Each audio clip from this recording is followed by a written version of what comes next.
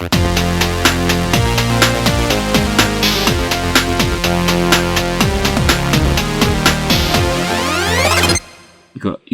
got a snappy. You got a snappy. I can try again. Go for it. I should do one of these some point, shouldn't I? I feel like Okay.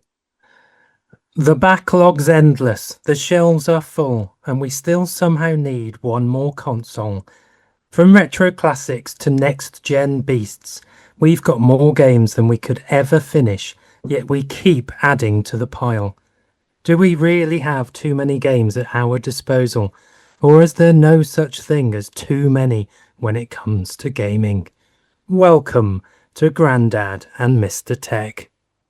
well said. That's pretty accurate. Do we have too many games? Yeah, it's very accurate. I've certainly got a few more games since last time, so that is true. Of course. And I have another. Do we call retro handheld systems? Does that count? Yeah, is that a system? Kind of as a system. I've got another retro handheld since last time. So yeah, we've definitely got more of everything. I'm blaming Russ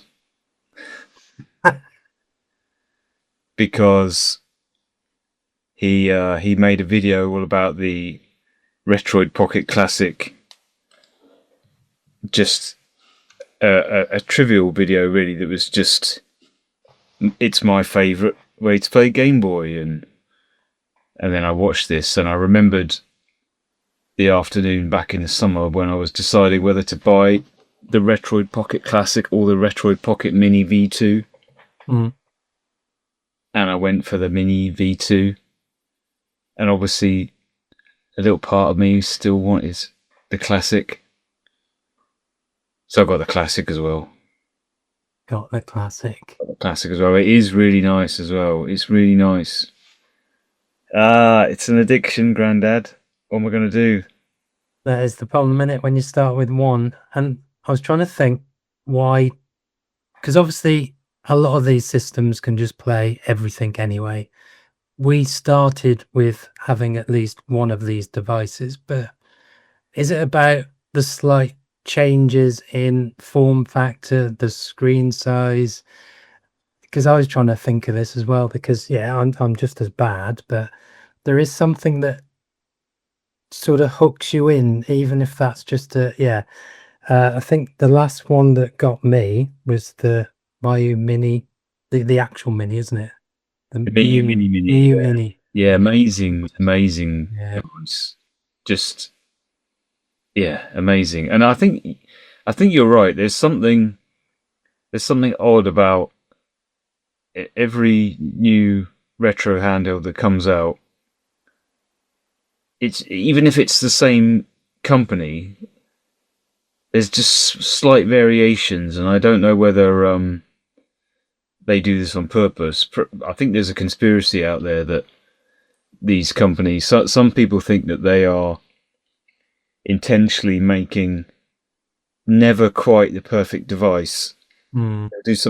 They'll do a really great device, and then they'll do something in it that's not great, just so that perfect one device is forever out of reach. Now, I think there might be an addicted community trying to find a reason why they can't stop buying. I think that's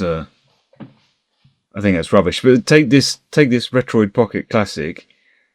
It's not quite as powerful as the Mini V2. In fact, I think it's quite a little bit lower. But it's got the same nice OLED screen. And it's ever so slightly different size. It's almost identical, but not quite. And yeah, there's something about the combination of that size screen in a Game Boy form factor with the slight curved back it's got, which it sits really nicely in the hand, and it's really light, which is odd as well. The Retroid Pocket Mini V2 is, I wouldn't say it's heavy, but it's got a little bit of a weight to it, which is nice. It kind of feels kind of premium because it's got that little bit of weight. It's definitely my sort of premium device. But this one in comparison is oddly light. But again, it just makes it really, I don't know, it's really comfortable because you're holding it and it's just no effort to hold it. But I have a strategy that I've adopted in the last few weeks because I had a moment of joy when it arrived, getting it out and seeing it there and all that stuff. And then I had a moment of utter despair afterwards before I'd put anything on it, when I was like, oh God, I'm going to have to put everything on this one as well. And then I cloned the SD card and it was pretty quick. Okay. But then I did have another moment of mild bemusement at myself, thinking, well, this is a great device. My other device is a great device. The Miyoo Mini is a great device. They're all great, but you can only play one at a time. Am I sacrificing? It's like having kids, and they're all great, but you've got 7 of them. And if you're with one of them, you're like, this kid's great. But every time I spend time with this kid 1, let's call him Alphonse, I'm not spending time with kid 2. And unlike kids, which you can play with together, like football or something, 3 aside, if you've got 7 kids, you can only play one handheld at a time, can you? But my strategy, and I'm getting to it, I started playing a particular game on the Miyoo Mini. Now, what was it? It was... that shows you the state of things. How can I have forgotten that? I am playing... I'm gonna turn it on. I need to know. Not Darkwing Duck, was it?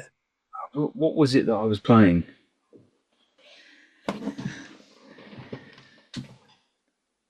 Of course. Yes, I am playing Air Zonk. Oh, Air Zonk, yes. Air Zonk on the PC Engine, which I'd never heard of this game. I don't know why I dipped into the PC Engine section on my Miyoo Mini, but I did. And right up at the top, it's the 3rd or 4th game on my list, is Air Zonk. And it looks like a bonk game. You know the bonk games? Yeah. I'm not really familiar with the bonk character, where they came. Right. But I always recognise him, like the little caveman type dude. That's right. And Air Zonk looks like a bonk game, but like a futuristic... Anyway, Air Zonk on the PC Engine is a side-scrolling shooter with like really cartoony, almost kind of Cartoon Network, Ren and Stimpy sprites and things. And it's just colourful and it's quite hard in places. And the point is, I found myself playing Air Zonk on the Miyoo Mini, and I'm of a mind to complete it. And I'm only playing that on the Miyoo Mini, so like I'm in the middle of a game, and this, I think, is my strategy: is like if you've got multiple handhelds, pick a game that you're into, start playing it, keep a save running, quick resume, and then just, I'm going to resume my Air Zonk. I'll get the Miyoo Mini. I'm going to resume whatever it was I was playing. I was playing Silent Hill 2 on the other one. That might be a strategy, and that's quite fun then, because you'll remember. If I finish this, I'll remember. Oh yeah, I completed Air Zonk on the Miyoo Mini. So as opposed to trying to swap and play the same game on multiple things, you can just keep a playthrough of different games going on different things. Yeah, I find that, because I say I'm only playing SNES Zelda again on the Miyoo Mini because I had the same kind of predicament. It's really first world problems, isn't it? I thought, hang on, I can't play it. Well, you can, but as you say, then you've got problems with save states and if you're swapping between all different systems. So yeah, I just stuck with the one system for that game, and that works really well. Even our dear friend Russ, he's just put out a video this afternoon that I was having a watch of, and he's got the Miu Mini Flip, the new one, Yeah. and his video is all about I'm only playing 4 games on this device, and he's done a special little MinUI build. Have you heard of MinUI? The operating system. Don't think I have. MinUI is a retro handheld operating system, and I think I think it's compatible with quite a lot of devices. I tried it once, actually, when I got my Mini, because I was reading up on Onion versus MinUI, and I did an SD card with MinUI on it. MinUI, min as in minimal, I guess.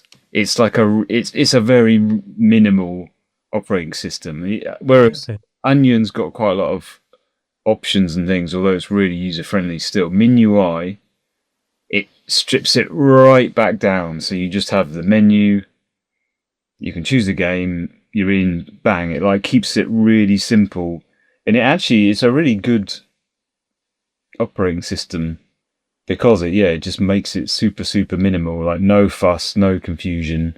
I think if you were going to build a device for like a young kid or a niece or a nephew or something, that's a really good choice, so they don't get confused with the system and the options and all that rubbish. Just get it good.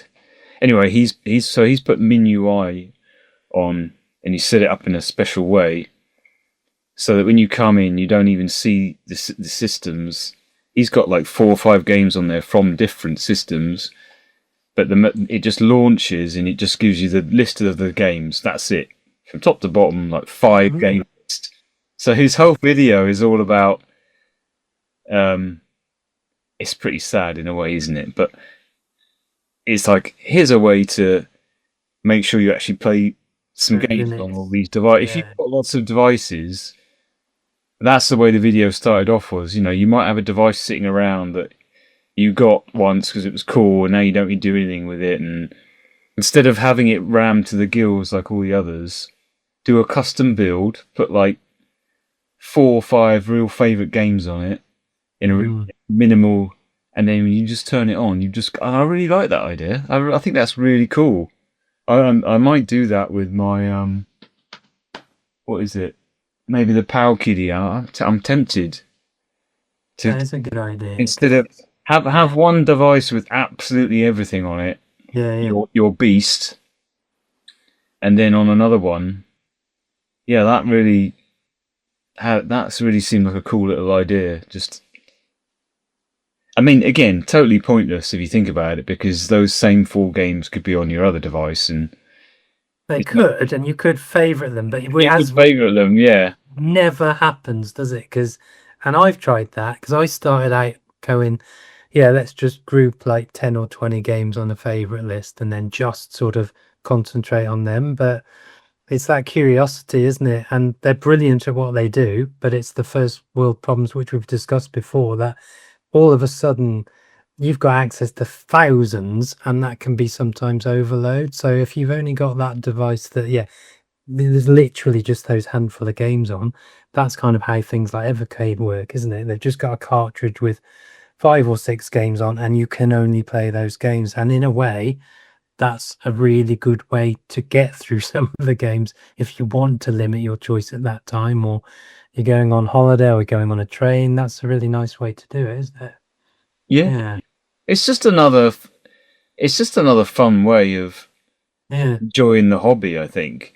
Yeah. Because we don't need all of these things. You could get by with one that's fully loaded. Yeah. And that's it. But I mean, it's just fun to try a different device, and then you've got different operating systems you can put on them that give it a different feel. So why not do one device with this and one with that? And that's tinkering. That's what I'm gonna do. I think that's even I was thinking up there, if you can see it, my Retroid Pocket 2S or whatever. The very, very first one I ever got, which You remember this one? I do. That's about the same time I had my first, and I think I've got the Anbernic Yeah, RG 350. That was one of my first ones. I Yeah, I got this. I think in response to you, as in, that's what kind of what's all started this it. about? What's Yeah, going on? I want to try one of these. yeah. And yeah, this was the very first one, and compared to the new ones, it does feel really low power. Actually, you can feel a definite slowness in things, but Hmm. it still has that cool sort of Game Boy look. Yeah, yeah. And one thing about it I will say that I like is the buttons are really low down. They're like slightly curved and like really almost flush, so they take hardly any pressing. Hmm. Things like that's weird, like the way Retroid have changed their D-pads. Like this D-pad, again, it feels quite different. I'm thinking maybe with this, I might strip this right back and just put Game Boy on it because it looks Game Boy. It's like a horizontal Game Boy, Yeah, and yeah. playing anything chunky wouldn't be that satisfying on here now because of the power limitation bit. Actually, that's probably bollocks as well. Can probably handle most of it. Well, But that could do like 8-bit, 16-bit. Yeah, but you know what I mean. I might put yeah. just Game Boy on this, get it to boot straight into the emulator, and then I've got myself a horizontal Game Boy. Yeah, but you're definitely right about. I think that it there, and I got that bug in terms of the tinkering side of things. And I say I got lots of different ones kind of lying about, and then I started experimenting with different operating systems. And I'm not that technically minded, but even I could kind of work my way through some guides and kind of get it up and running. But then also a good friend of mine asked me because he was considering buying one of these devices, and he asked me if I could sort of build it for him.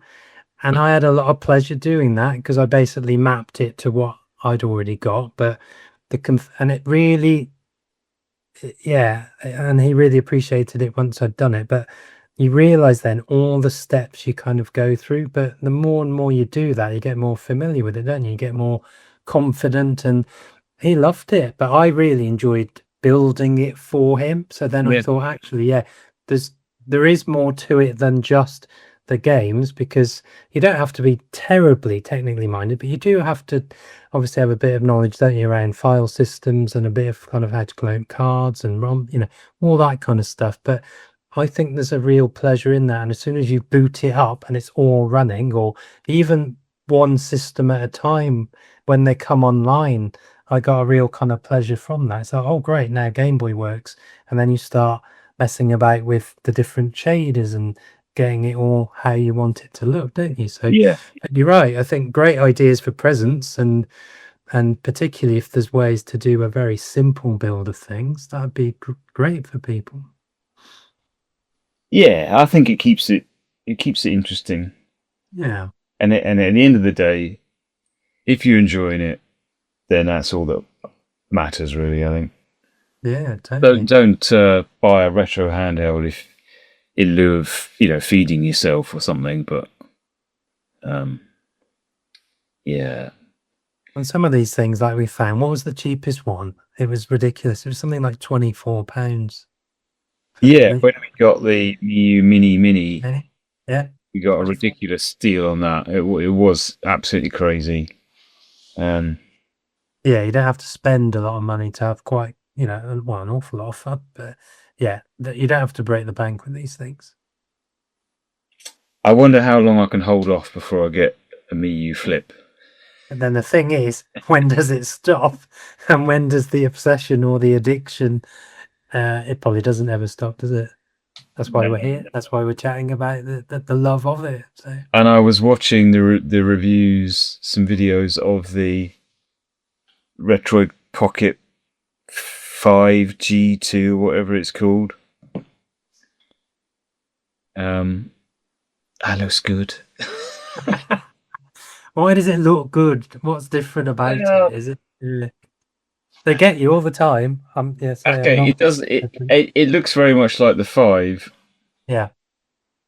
but from the review, you could see that the new chip in it, um, it just it's not quite. No device is 100% playing every game for every system, but the reviews seem to say that this is almost at the point where it's just no worries at all about it playing anything, and even the things that didn't play absolutely amazingly, they were still saying, "Oh, it's running at 50 frames a second and not 60." It's like, um, I don't know. I don't need it. It's just nice. I don't. One day, I might get myself a large size. I mean, like the largest size I would want, because I obviously have the Steam Deck, but for whatever reason, I cannot get on playing the Steam Deck handheld. I find it That's really huge. uncomfortable. It gives me this. I've said it before. It gives me this weird elbow ache. It's probably to do with me, not the Steam Deck. So my Steam Deck is kind of relegated to a docked permanently device, which is fine because it's my docked emulation device, and for that it's great. And the Retroid Mini V2 is really powerful for such a neat little thing. Mm. I'm just that nagging feeling. What would it be like to have one that's like a sort of? We're talking like Switch Lite size, aren't we? Like Yeah, it looks like. your 4 Pro Yeah. or the upcoming Retroid 6. And the more I play with these things, the more I'm starting to think that for me the Retroid devices, I think, is starting to be my favourites. Like having got the classic and the mini now. The only crap thing about it for me is Android file system, which I can't access on my Mac natively, and so that's a real pain in the butt. No, it's a pain. That is a pain. Anyway, well, we've waffled about just retro handhelds again for another like 20 minutes. Let's take a break, Grandad, and then we can catch up on. Well, we spent some time together. Let's catch up on that. Yeah.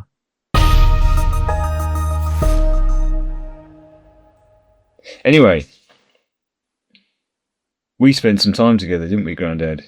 We actually met in the physical form. We did. It was good.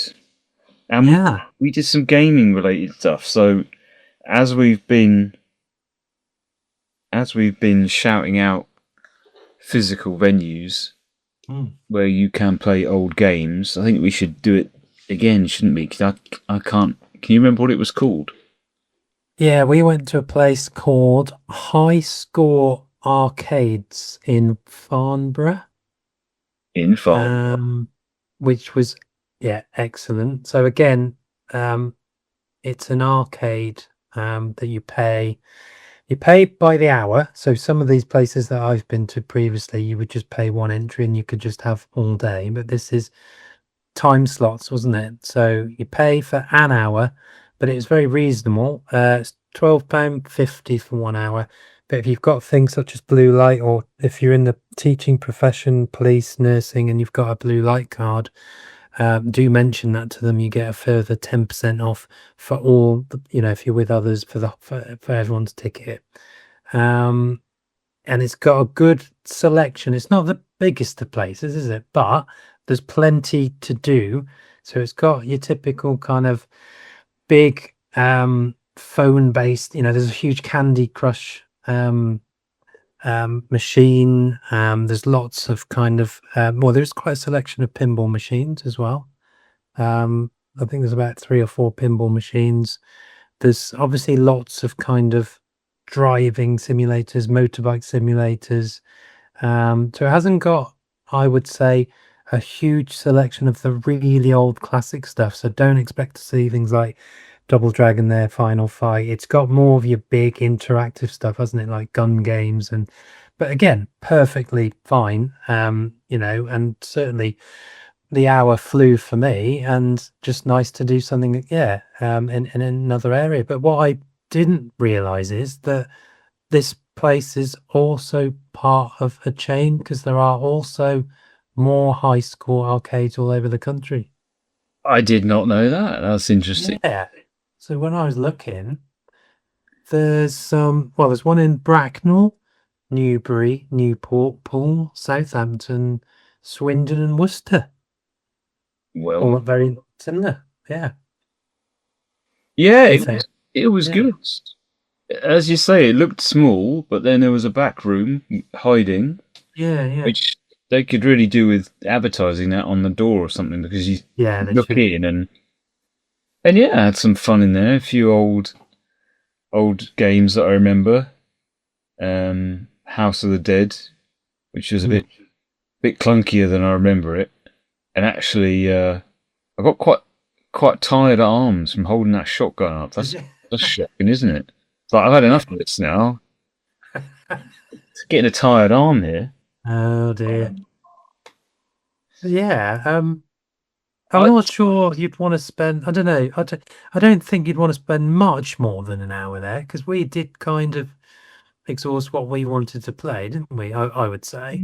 I would have gone for 2 hours. Maybe two. Yeah. There Yeah. were. I would have liked to have had a go at everything, a little look at everything. I don't think I quite Yeah. looked at everything. A couple of things never really got a go on.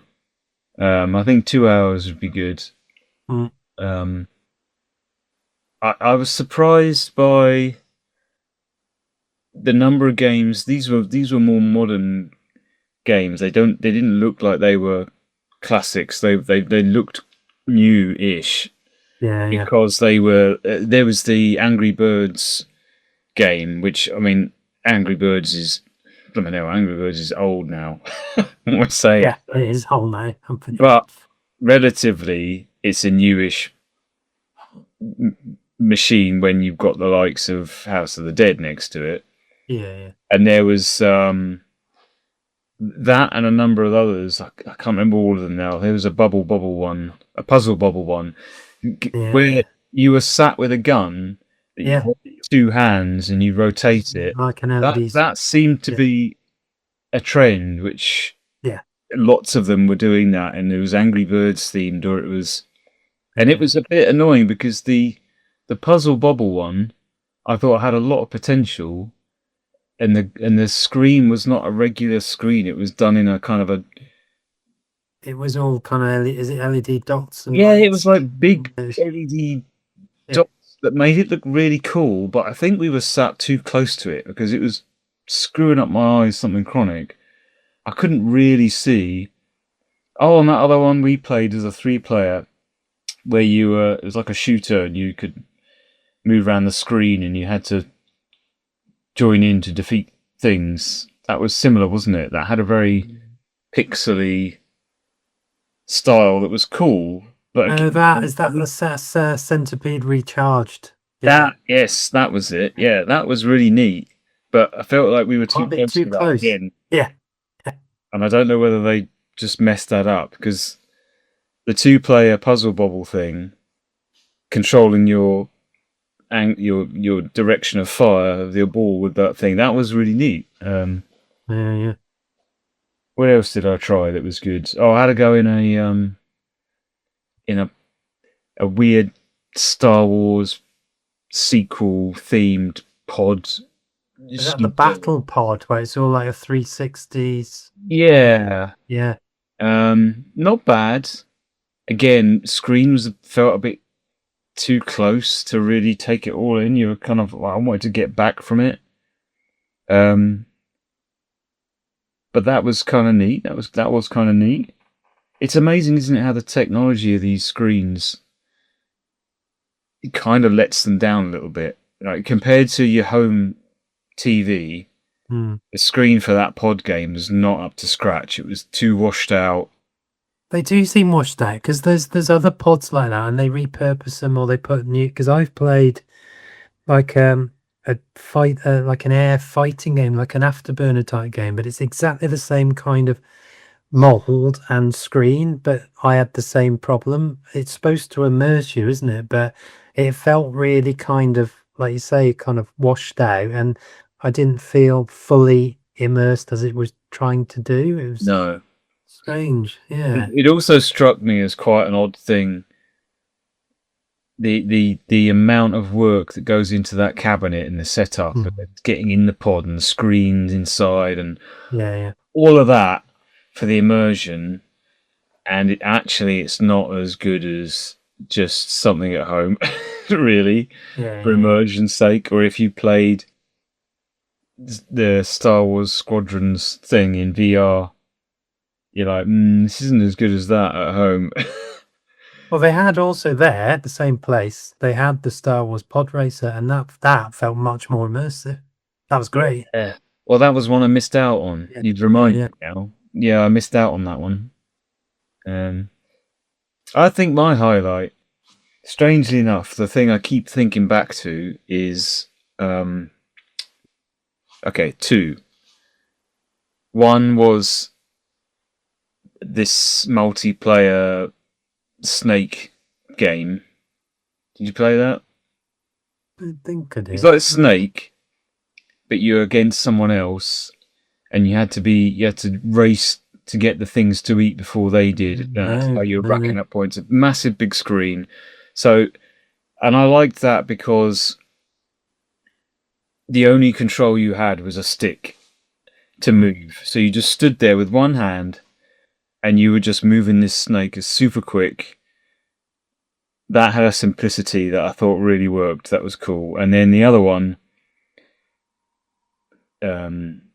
other favourite was what was it? It was Transformers themed pinball. Now I don't know if this was a great pinball game as pinball games go, but it's the first physical pinball table I've had to go on for years. And that just felt amazing. Like, oh my god, a real pinball table. And I managed to get to this point where up the middle, if you fired it up there was like an Autobot model actually on its feet, and it would make the whole model kind of rock and jump and things. I was like, right. That's cool. Yeah. You can't beat that. Like, and pinball, I've always wanted a pinball table because they're so complicated. I don't know if you think this. You go and play a pinball game, and you look at all this stuff on there, and you're like, how does any of this work? But it's just so bewildering. And I always think if you had a pinball table and you really understood it, not that you could necessarily, well, maybe you could get good enough to purposefully put it there to do this and then there to do that, but just for 10 minutes, 20 minutes is not enough. It's like you get excited Really got when best time in it. Yeah, when you trigger something, it's like, oh, yeah. But it's like, why did it do that? What else is this thing gonna do if I do? But that was great. It's great to play a real pinball game. Yeah, I did the Star Trek Next Generation one because that is a classic, and I've played that virtually. But yeah, to see that in the flesh, yeah, I agree. I have always wanted a pinball machine. I would never, not that I've got any room now for one, even digitally. But if I had one, you can get these obviously like arcade machines. You can get like a virtual setup, so it will just run like 600 odd tables. So again, I know it's not the same, but apparently the really high end ones have got vibration function, and they've got super 4K screen. That they've done very well, because the only thing that would put me off if I had a real pinball machine is what happens when a lot of the lights go or some of the mechanics, and I'm not that technically minded to know how to fix little bulbs, and because that's the danger, isn't it, of a real machine. But it's just me in terms of my confidence in how I can replace things. So yeah, maintenance wise, a real pinball table must be a nightmare. Yeah. I mean, you think all those little, but everything that's flash that's a bulb, isn't it? Or multiple bulbs, and yeah, and the bumper mechanisms, all that. Yeah. Chances for things to go wrong. Yeah, virtual high end is probably the way to go. If you're into pinball. Dear. Right, we're back. We We're are back. back.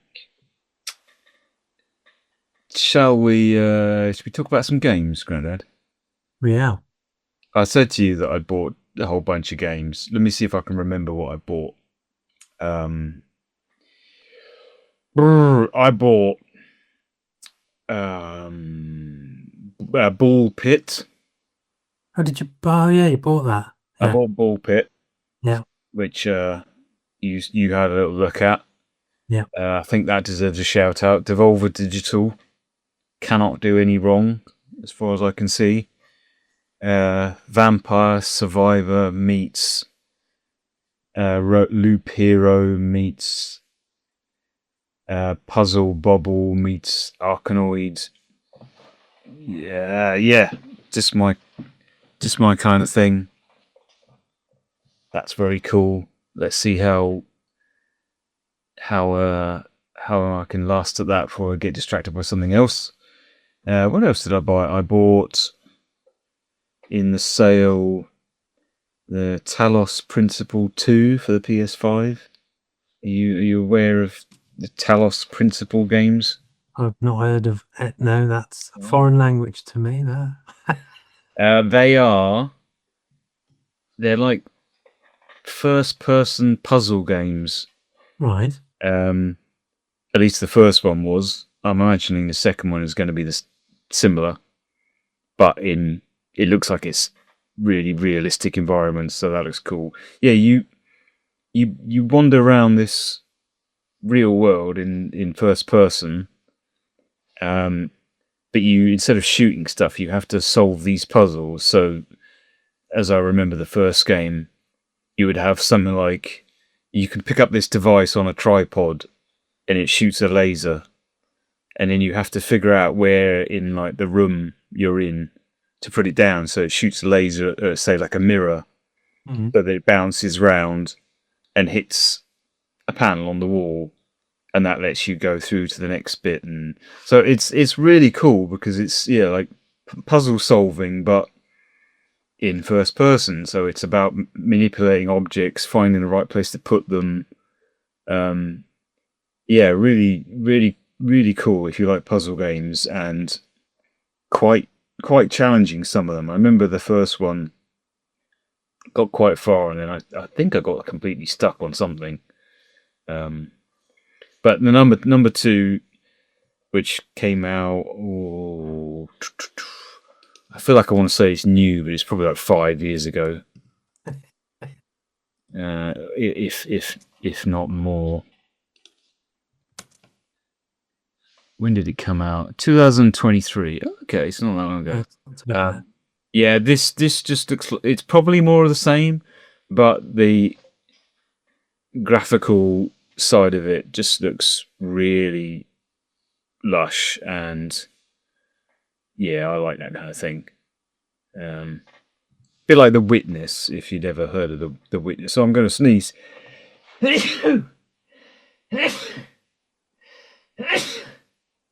That's you.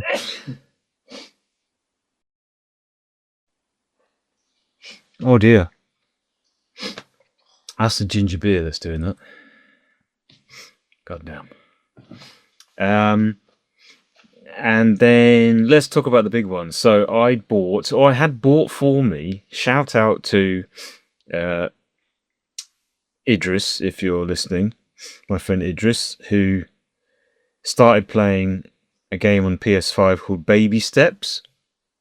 Oh, yeah. I think your first reaction was, "Is this a walking simulator?" Well, it was. I mean, it is a walking simulator. What a simulator! I'd had my eye on this. I'd never got round to it, and he told me he was playing it. And this is a sign of a game that's really hooked someone. He was so into it, and he was so keen for me to experience it that he just bought it for me. So, Right. yeah, thanks very much, Idris. That was very generous of you. And I do love the game. I haven't completed it like you have. But I did subject you to this as well after a couple of shandies. and where You did? Yeah, what, yeah. what did you think of Baby Steps and Grandad? Ooh. Yeah, it wouldn't be a game I would purchase, but I have to say once I got the hang of it, because like you said, he's quite the controls are quite tricky to get used to when you first start playing, and um, but I think I got them. I think you need a natural kind of rhythm, don't you? If you get the kind of because of the mechanics of how the game works, moving your left leg, right leg, and if you get that rhythm, then it starts to become a bit more enjoyable. And even though I didn't play it for very long, at yours, I could already see how, yeah, that little bit of investment in time and getting more used to it, you start to think, oh yeah, no, actually I can do that, or can I climb up here, or can I go there? So I did appreciate it. I say it wouldn't necessarily be a game for me and to own, but yeah, very unusual because when you first kind of mention it, it's like, really? How can you make a game out of a walking simulator? But it does it, yeah, very stylistically, and it is very clever, as I say, how it works. So it was quite interesting to be exposed to a new and interesting game rather than just a standard new game that we've seen before. Because is that quite a big release, or is that like an indie title, or It's sitting in the middle? Yeah, it's an indie title, really. I wouldn't say Yeah, it's big. yeah. It's again, Devolver Digital published it, I think, and it's it's it's definitely indie, but it's um, as a follow-on to a game made by the same guy or one of the guys, Mm. Bennett Foddy. It's a big step up in terms of being an open world essentially and fully Yeah, yeah. 3D. And the first game he made, I don't know if it was the first exactly, but the first one I knew of, he made a game called Getting Over It, which was a similar game, all about very simple mechanics, but really challenging you to try and achieve what seems like impossible feats with it. That game had you controlling a man that was stuck in a giant pot, and all he had was a big lump hammer on his hands. And you had to like hook that on things and then pull, and Yeah. that was done with, I think that was done with mouse and keyboard and things. But Baby Steps is very similar in that, yeah, you move the left trigger to lift your left leg, and you Mm. press the right trigger to lift your right foot, and you push forward on the stick to lean forward. So and again, that's how a baby learns to walk, by essentially having a controlled fall. And then it says to you, here you go, here's this massive world, all these things to climb. There are some loose objectives in here, but I'm not really going to force you to do them. Mm. There you go, have some fun. Yeah, on with it. Yeah, I like And that. Yeah, yeah. if you're like me and you're susceptible to these kind of challenges, then it ends up being really compelling. Because I was climbing things in this game. Every so often you'll find, or you'll see somewhere up high, a little pile of cans stacked up, and they're obviously put there as challenges. But when you make the effort to try and get to the top of one of these structures, or it might be a tree. One time I had to climb up this massive tree with all these tiny branches, and you're just like barely finding a foothold. You get up there and then you feel this achievement, and you knock the cans over because that's all you can do when you get to them.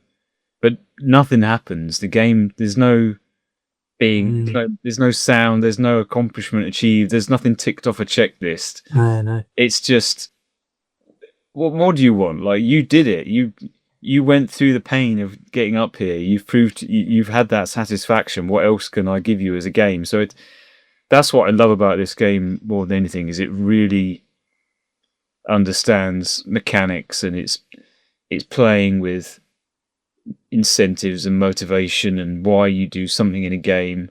Why would you do something that's so painful to do, this stepping motion? Yeah. Why would you do that and just frustrate yourself?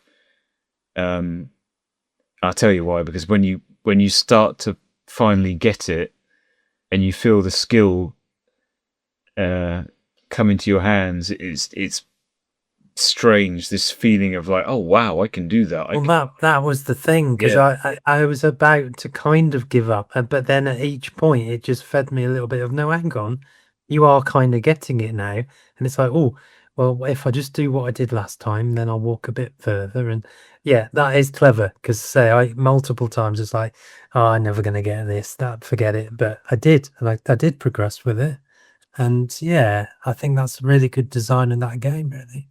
Yeah, it's great. It's great. That's the thing above all. The design of it.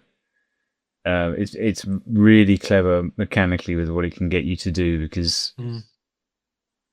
to climb up some of these structures, it's not just about kind of where you lift your foot. There's all these little aspects of it that if you lift a foot and then turn the camera, it's a bit like you lifting and turning to look behind you, so you can kind of lift a foot and put it behind you somewhere to reach back, and then you can put the next one and you can move it past your standing leg, and it is, if you ever gone for a long hike somewhere that's, let's not say a mountain, but anywhere that's got a few things to scrabble over, it is just like that. When you're walking over somewhere, you do it without thinking, but you lift a foot and you're thinking, where am I going to put this to take the next step? I put that there, and you make all these miniature judgments. And when you're doing that in the game world, and the first few times you do it so slowly and so cautiously, because you're panicking that if you fall to the bottom, you've just got to do that all again. And then later on, because you've got the skills from that first challenge, you'll meet the next one. And the first part of it, you'll just race up, and you're like, and you feel so amazing. So yeah, great game. I'm slightly stuck. Well, I don't say stuck, because there's nothing stopping me from ignoring the challenges. But I got to a point where I'd found a man selling an ice cream, although it's not actually an ice cream. It's the shape of an ice cream, but it's just made out of ice. And I need to deliver it to the top of this tower. But from the moment you pick it up, it starts melting. And I haven't found a route that can get me to this tower in time. And the only way I can see, I know it's not the only way to do it, because I know it's been done in a different way. But there's like a climbing wall, those climbing walls with like the sort of rubbery pads on. Yeah. There's a climbing wall right where you pick this up, as if to say, there you go, that's your shortest route, go up there. And it's, you have to steel yourself for it. You have to be kind of, right, I'm going to put an hour into this, and then just going to keep trying to climb this thing until I know I've got a route. And then I was to attempt to do it holding the ice cream. And I've had to pause for a little bit to. Yeah, I'm not sure I'd have that much patience, or as much as you, with that kind of thing. But yeah. Well, I do. I really want to see the end of this, because the other aspect of this game that's great is its humor and its cutscenes, and its, let's say, it's a story of a sort, but it's got a really strange humor and character to the people that are on this mountain with you, and that side of it's just been really funny, and loving that stuff. So at the very least, I can probably kind of race through and avoid all the challenges. But we'll see. I'm in no rush. I'll come back to it.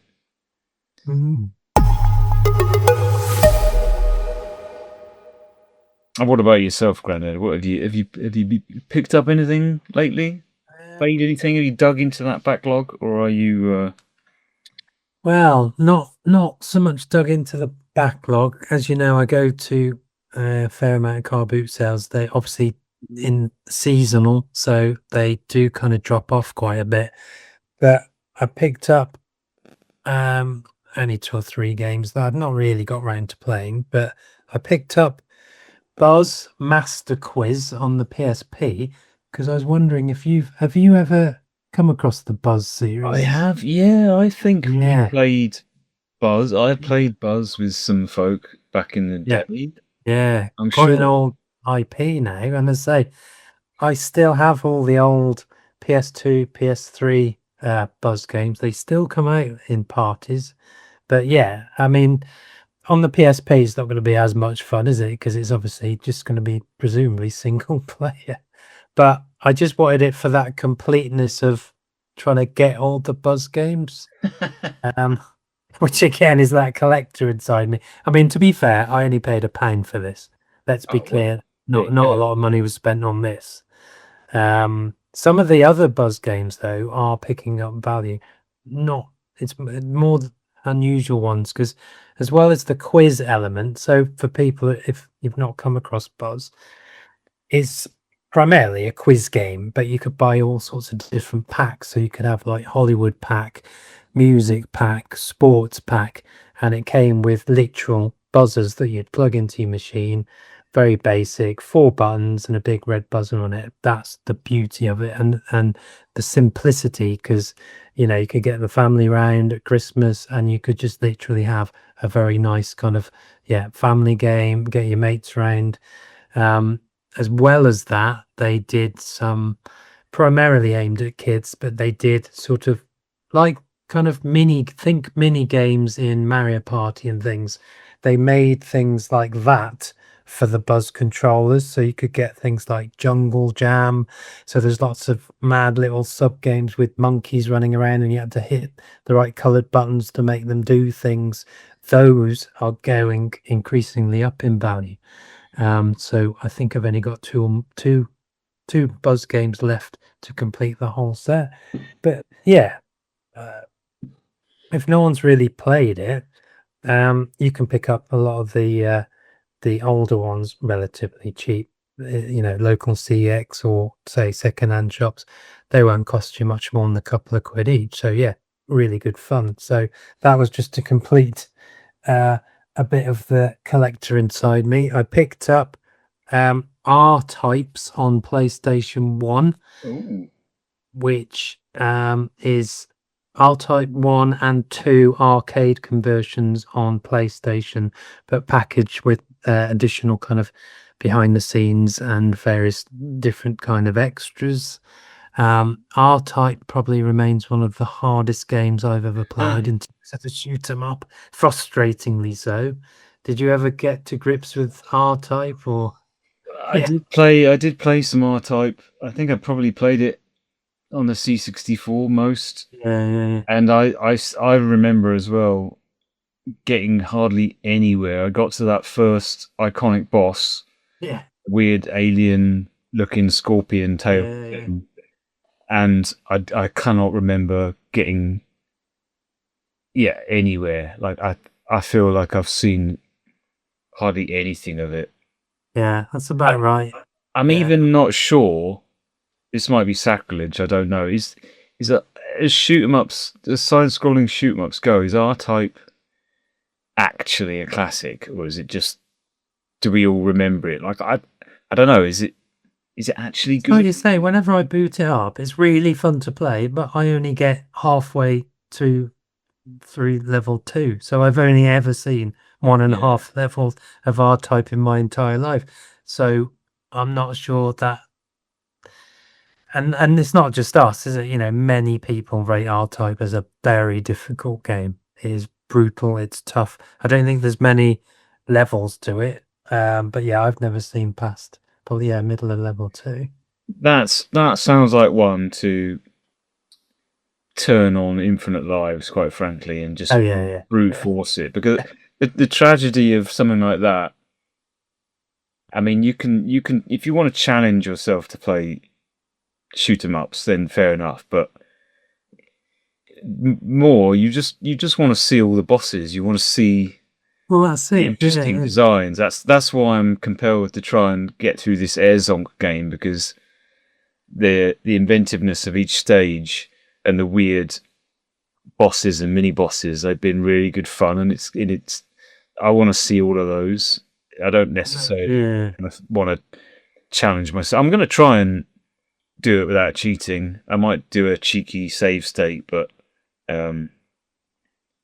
yeah, Yeah, that's why I got this, because I say if it's arcade conversions, you should just be able to infinitely, pump in fake money and just play through the whole thing. So that was part of my reason for getting it, because I actually want to see the other levels. yeah, cool. And that was not bad. And then finally, I think I had you in mind for some reason at the back of my head, and it was a particularly grim day, but for some reason I picked up Farming Simulator 19 on Xbox One for £2 that I've yet to crack open. I'm not sure it's my type of game, but you tell me that you can use the Logitech wheel on it. I'm pretty sure. I'm pretty sure you can. I seem to remember trying some farming game. Yeah, Because I was hunting for other things to try my wheel and pedals on. yeah. Did I try Farming Simulator or did I try? I might have tried. Was it a truck? Snow Runner or Mud? Have you heard of Snow Runner? Oh, I've heard of SnowRunner. Yeah. Snow Runner series. There's Snow Runner, there's Mud Runner, there's one after, I can't remember what that's called. They are really unique games where you have this challenge of getting a load of logs from one destination on the map to another, and you've got to figure out the way to go to not get stuck in the mud. And it doesn't seem, it sounds like such a bizarre idea, but there's something about it that when you start playing it, it's really addictive. And again, it's that satisfaction of inching your way along this ravine and your truck's about to capsize and whatever, but you get there. And I think I tried playing that with the wheel, and I don't know if it was that successful. Yeah. Not many things have been that successful with the wheel. I got a copy of, what is it, World Rally Championship 24 or something. It was given away on PlayStation Plus.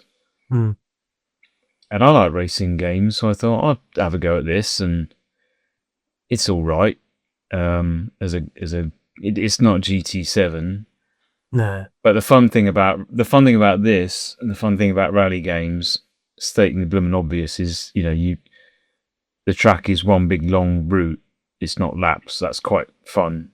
Yeah. See, and because it's like more real world terrain, and really annoying presentation because it's EA games. It's full of crap. But I tried that with the wheel. It just didn't feel right. Like GT7 has spoiled me because it just feels so good that it just seems pointless playing anything else with the wheel and pedals. But yeah, maybe combining. I mean, I'll try it out of injury. It might be quite relaxing. Yeah. Oh, yeah. Yeah, or truck simulator thing. I could see myself getting into that bizarrely. Try just long hauling through real roads in Europe. A lot of people who do and go to and build literally their own cabinets in their spare room, or I've seen that on YouTube. I could be tempted into that lifestyle. Yeah. Good. I could. But and so it's a good thing that generally buying has slowed up, because I tend to find as it gets towards the winter months, that is the time I can start chipping away at the backlog, actually seeing what I've kind of picked up and sifting through it and things. I mean, for me, spring, summer tends to be a good sort of buying period to get games in cheap. Again, some of it is about games that I want, but then if they're coming in quite cheap, it's those curiosities, and it's like, oh, that looks quite interesting. Yeah, I'll give that a go for a couple of quid. So now's the time I'm going to start kind of having a bit more of a better sift through. Excellent. Sounds good.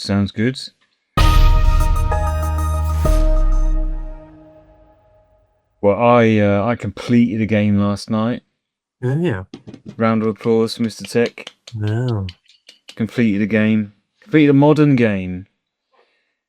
modern retro. Let's say I completed Sea of Stars on the PlayStation 5. Mm.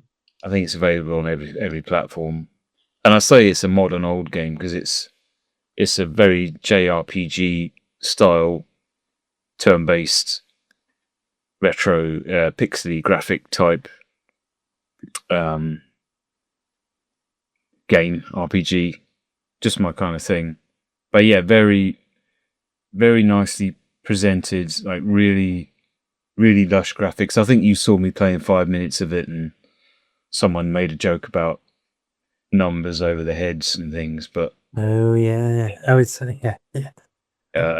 if you like your retro-inspired turn-based RPGs, then Sea of Stars is definitely an easy recommendation. I think it's taken me. I think I've put in like 33 hours ish to finish it. Although there is some additional content that seems to have unlocked that I wasn't expecting. Maybe it was free DLC or something. I'm torn on whether I want to keep playing it to do that or not. I might do. Now the stupid thing about this is I started playing this many years ago, and I'd already sunk like sort of 14 hours into it or something. Mm. And then in classic Mr. Tech, what does he think he's doing fashion, I left it and started playing something else. And then I came back and I was like, I don't know what's going on. I don't know how it goes. Yeah. So I restarted, and then finishing it last night, I did think to myself, this is really dumb, you know. That's 14 hours you've kind of wasted the first attempted playthrough. I could be 14 hours closer to finishing something else if I just stuck to one thing at a time. But too much choice. But I did finish this, so I'm gonna try. I'm really gonna try and start sticking to one or two things at a time, because it was really nice to get to the end and see all the content, and it did maintain my interest all the way through. I was always glad to see a bit more, and I'm on the next bit. And I know 30 hours to you might seem a ridiculous amount of time, but that's not too bad for modern games. Is that about an average, or? I would say, yeah. Well, I reckon 20 to 25 hours is probably the average, really, because more things. Well, let's put it there are less things that are 60, 70, 80 hours than you'd think. I know everyone thinks every modern game is like 80 hours, 100 hours, but I don't. Only if you pick those kind of things. So on balance, I'd say 30 is probably just a little bit above average. Yeah, it's still a commitment, but it's not that long that you can get bored of it. I think that's the problem. Is something's got to be good for 30 hours. Like is hour 30 as interesting and fresh as hour 1 and 2? It's got to keep you involved. Yeah, hour 1 to 5 of any game, I just love. Like I'm addicted to that feeling of starting up a new game. Oh, what's this? Oh, how do I do that? Oh, teach you this new mechanic. Oh, open that up. And the first few times you do the main loop of a game, that's great. It's when you get to that killer. I think that's probably the time frame. It's probably about the 15-hour mark that the newness of it is starting to wear off. It's got to be something else that's keeping you hooked, whether it's the mechanics or the story. You want to see where the story unfolds. And this succeeded, so that was a good one. I definitely want to complete more games. I mean, as you know, I tend to pick the shorter games, but like we said about R-Type, they're going to be quite short, aren't they? That's probably going to be only 2-3 hours, but there's a certain accomplishment, isn't there, of seeing screens you've never even seen before, and that accomplishment of the beauty of arcade games and infinite lives and infinite continues. Yeah, I need to do more completing of all those games that I never got past about level 1 or barely into level 2. So I did have a spell of doing that. So I completed Robocop on the arcade, Ghouls and Ghosts, Final Fight multiple times, Double Dragons. Yeah, but quick, easy blasts. But I'd never really invested or had the benefit now of infinite lives through the game. So yeah, I want to do more of that. I'm still battling through Zelda, and my Oh, very Mayu good. Mini says that I've invested 7.5 hours into it. But I'm probably only about halfway, and that's probably very slow. I will be playing Zelda a lot slower than most people. But yeah, I've done 7.5 hours and still tried to maintain what I'm doing roughly.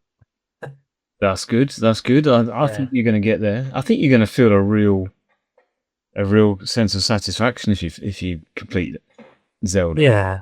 Yeah. Yeah, it's great.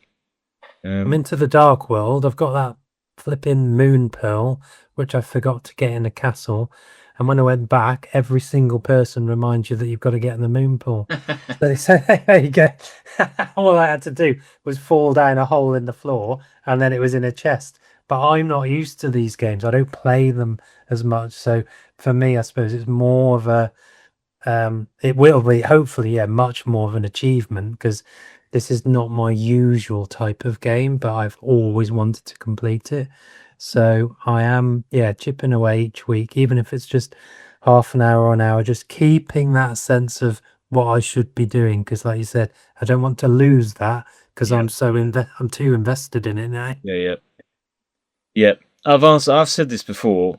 I'm gonna say it again. If there's one thing I would ask modern games to do, AAA gaming, I really and I know there's no incentive for teams to spend money and time on this other than generosity, but I really wish games put in a mode that when you boot it up, if it looks at the last time you played it, and it was more than, I don't know, a month, it gave you a little, hey, we see it's been a while since you played this game. Would you like a recap?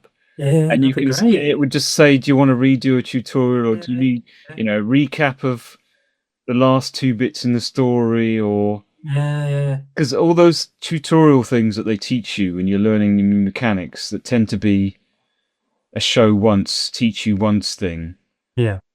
I would like it to just have at least the option in a menu to say, refresher mode, that, when you come back into it, it'll always, because I don't really want to start again, but No. I can't. It's not always possible to get that recap of, okay, where had I been, what did I do, Yeah. And and that's the thing. this Sea of Stars game in particular. If there was one fault, there's one flaw in the game that I would critique above anything else. It's that it's not that intuitive when you've got like side quests and things to go and finish about where to go. Like, you'll be given a name of a place, but like the overworld map only shows like only puts a name on like the overall island, not the places in the island. Or if there's a character you've got to find, there's no way of, other than your memory of like, okay, where were they? Were they in that bit? So I had to do a lot of kind of aimless wandering. Like, how do I get into that part of the map to And find? that's the All this backtracking, and I was paying attention. I was not even. I've been lucky enough to play it sort of a bit every day for solidly, so I'm not letting it go. But I was still. Where was this person? How did you? Were they there, or were they there, or? It's. And that's what can ruin it for me when there is too much of that, or that's starting to happen. Yeah, and you think, And again, it's not always necessarily the game's fault, but like you say, if you're doing too much of that, you'll soon lose interest and you won't want to do it, and you'll just give up, and you won't return to it. So yeah, There's a balance to be made between, there's a balance. yeah, a game that has a map and it puts a marker on every single thing and with a little line that guides you to it, Yeah, versus you just got to remember who is where, and if you don't remember that, you're out of luck. Yeah, minor grumble.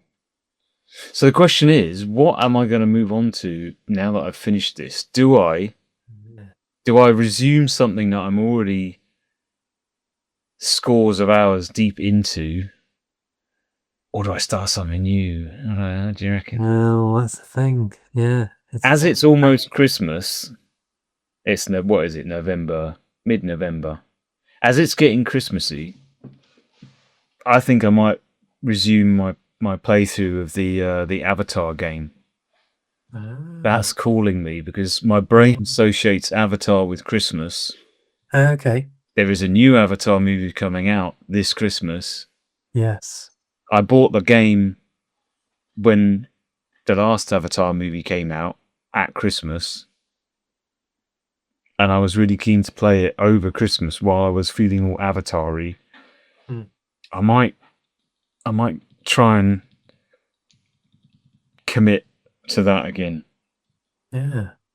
Yeah, that looked good. I've got the old Avatar game for PS3. I haven't really delved much into it. I mean, I'm sure this is a very different Avatar, but yeah, I've got the PS3 one. It's I liked a lot of it that I played, mostly because the immersiveness of the world in 3D. Yeah. It just felt it just felt good. It's like, wow, this just feels like you're in the Avatar movie with all the jungles and it was cool. And I think since I've last played it, I think they've even added a mode to it where you can switch it from first person to third person. Oh, okay. And I've been told that makes it feel like a completely different game, which I know sounds crazy, but it probably would change it quite a lot because I'm used to, well, I've played third-person action type games like that before, and obviously first-person ones, but you do get a slightly different vibe from first-person. I liked it in first-person because it felt like you were the Navi thing. You're running around, leaping up the trees, and it's all like, you know. Maybe I'll go back to that. Yeah, that sounds good. Let's see, shall we? Right, we're back. We're back. Did you have any gaming news to talk about, Grandad? I saw there was I think it's already happened, hasn't it? There was a state of play, Sony state of play. And Was it yesterday? yesterday. Now I think I'm normally really up on these, but I have switched off. I think this one is all about Japanese games from Japanese studios. So that's probably really up my street. I am gonna go and watch that. Oh, there was some gaming news I had. Yeah. They're bringing out a full-size Amiga A1200. Oh. So the same people who bought out the A500 Mini, which I own, which is a great little machine if you're a fan of the Amiga. They're bringing out a full-size A1200. It's due for release in the summer of 2026, I think, June, and I think pre-orders are starting soon.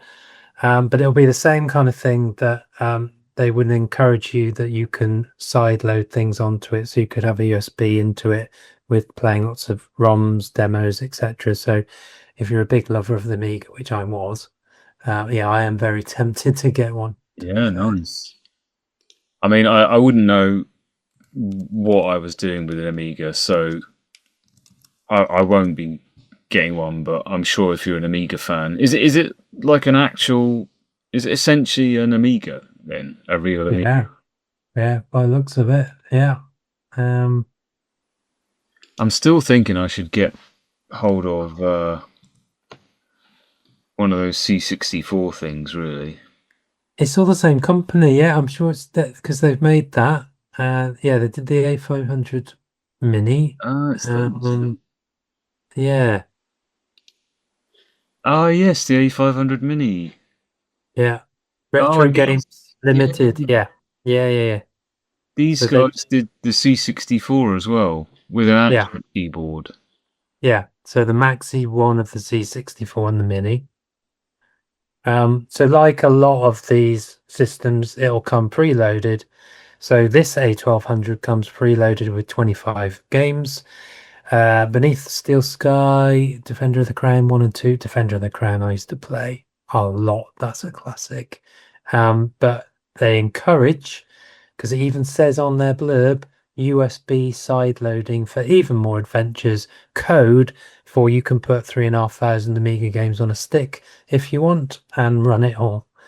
But yeah, if you're into your gaming in terms of Amiga gaming, that is just that because you'll be able to run higher powered games such as for me, talking about pinball before, Slam Tilt Pinball on the A1200. I don't know if you ever came across classic Amiga pinball games, Pinball Dreams, Pinball Fantasies, Pinball Illusions, and Slam Tilt on the A1200. Classic pinball games. Nice. That sounds real good. I think Yeah. the playing all the demos would be very cool. And yeah, you'll be able to get all the old classic demos, which were massive in the 90s. There are ways to get hold of them very easily. So yeah, you'll be able to play things like Spaceballs, State of the Art, Jesus on Ease. There's lots of really cool demos. So the demo scene was massive in the days of the Amiga. So, and I think it's not too badly priced. I think is it? Yeah, 149.99 pounds. So yeah, that's about right. I think the A500 Mini was 70, but obviously this is higher powered, and presumably it's going to be a complete replica of the A1200 and full keyboard. So Cool. um, Yeah. yeah. I've drifted off. I'm looking at the C64. Which is also very good. You should get one of them. I mean, you're much more of a C64 person than me, aren't you? But I think you'd really enjoy, yeah. And again, very easy to put your own games on there, which they actively encourage. You don't have to have any prior technical knowledge. You literally just have to know how to drag things onto folders and sticks, and it'll just pick it up. You'll see it on there on the menu, and you can go and access it. Really decent. Yeah, I'm tempted. At some point, I'm probably going to bite the bullet on that. And as you know, and for anyone else listening, the C64 Mini, as in not the Maxi one, fits very nicely into an IKEA Kallax cube. And with a little monitor or TV. See, I think TV. that is tempting as well, but I think having it with a working keyboard just Yeah. really elevates it because there were plenty of games that you'd struggle without the keyboard. You know, you really do need a keyboard. Yeah, that's the other thing, yeah, in terms of what you want it for, really. Because like you say, if you're going to be doing more than just kind of basic platformy type games, you're going to need a bit more functionality, aren't you? Wow, what an era we live in, eh? Yeah. Yeah. What an era. Well, I don't have any gaming news. I saw Grand Theft Auto 6 was delayed. That's probably the biggest. Played again. Is it? I don't think it's been delayed more than once. No. Didn't they announce it was coming? Or did we have a release date and then? I can't remember when it was. I think it was this year, or was it early next year? Now it's Early like 26, I think. Yeah. now it's like no December. It's like holiday next year, I think. Okay. But you know, no one really who cares about that? It's like, I haven't finished Grand Theft Auto 5. What am I doing? I'm worried about No, Auto 6. yeah, very impressive games, but yeah, I don't. I just dip into those and say like, all I kept having a lot of fun with is just finding the airport, finding a big passenger plane and getting in it and just looking at all the amazing scenery. Yeah, that is one of the coolest things in that I did in GTA 5 is getting to the planes, Yeah, yeah, getting in a chopper and just yes. razzing around and yeah, love it. Yeah. One day I will play GTA 6 whenever it's out. Mm, Some point in the distant future, I'm sure I'll eventually play it, yeah. but I'm not rushing to play it. I'm not that hyped. Right then, Grandad, I reckon that's probably time to wrap it up, isn't it? Yeah, yeah. We are going to be back soon, are we not, for some Christmas chat? We are. We are going to delve into our Christmas treasure chests and yeah, have a bit of a discussion around Christmas. Very good. I'll bring the mince pies. What am I going to bring? Don't know. What do you like? Not really into mince pies as much. I'm Oh, not. the old glass of Baileys. That's the Baileys. Yeah, Sanctimonious Christmas drink, isn't it? Yeah, well, no, you bring the Baileys. There's probably like a Christmas themed Baileys that's kind of slightly mulled wine tasting. They're all mulled wines, not too bad actually. Oh, yeah, I don't mind mulled wine. Yeah, I only really eat mince pies at Christmas, so yeah. I will eat a few mince pies at Christmas. Yeah, But yes, join us for our is it inaugural first? Yeah, Christmas special where we will be discussing the intricacies and the oddities around Christmas gaming, but also Christmas memories that or sounds Christmas gaming memories. sounds like a good plan. Yes, and I have been Grandad, and you have been. I've been Mr. Tech. Thank you. See you next time.